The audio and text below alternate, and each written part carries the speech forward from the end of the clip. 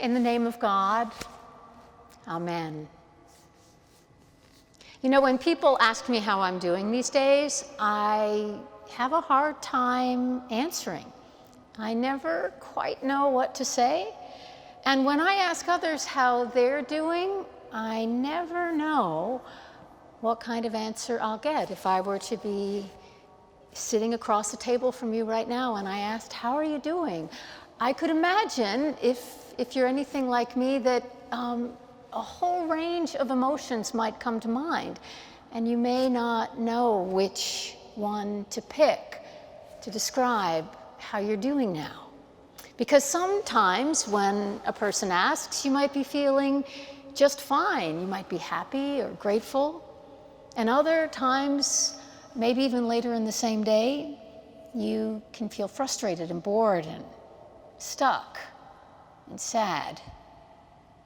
All of us are feeling disappointed that you can't be in school in person, that so much of your lives have been postponed or canceled or redefined. And yet, at the same time, it's great that we can do everything we can, as much as we can, with technology and other means. You are blessed to be part of a school that is working day and night to ensure you the best education possible. And some days you might be thinking, as I do a lot, what life is like for other people whose suffering this summer is so much greater than yours or mine. And still other days, your sadness or mine might be front and center.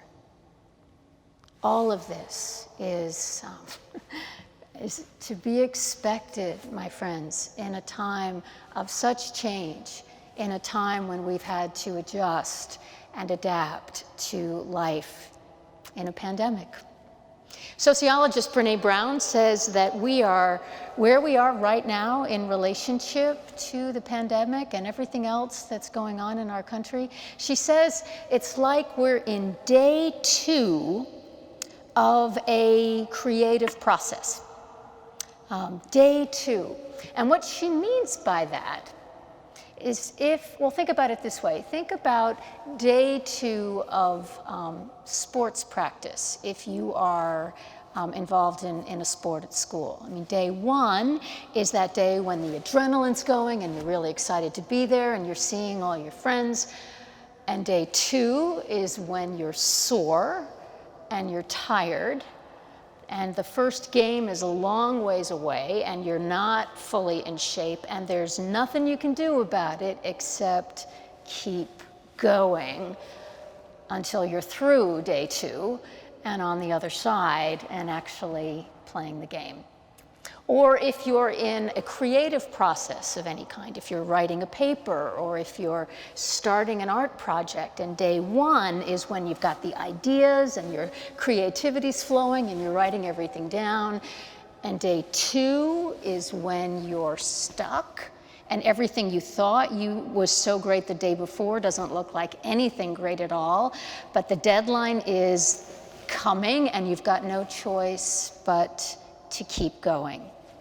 Day 2, when you're in the middle of things, you can't see the way out yet, but there's no choice but to just keep on going. So I'd like to tell you a story from the Bible about one of Jesus's day 2s. He had been in his ministry of healing and teaching all around the area of Galilee. He'd gathered quite a group around him, had a bit of a name for himself. Things were going really well. And then one day, he had been working, healing, and teaching all day long. And at the end of that day, he was tired. And then he received like the worst possible news. He received word that his cousin and very good friend and mentor, whose name was John the Baptist, had been killed by Herod, the ruler of that region. And that news hit him really hard. I mean, he was really sad, grieving and upset, and he was exhausted. And so he said to his followers, his closest followers, look, let's just get out of town for a while. Let's go away. I need to rest. I need to think things through. So they get in a boat and they go to the other side. And when they get to this secluded place where they thought they could have some time alone, they met an entire crowd of people who had followed him or heard that he was coming and gathered, thinking that he would heal them and he would teach as he had before. And there he was, tired, exhausted, grieving, and he looked out over the crowds. Day 2, he just had to keep on going. But he felt rising within him compassion for the people and an energy that allowed him to keep going. So he healed and he taught and he was with the people all day long. And his disciples were there with him. Now, at the end of the day, and you may know this part of the story, at the end of the day, the disciples said to Jesus, hey, look, it's getting late.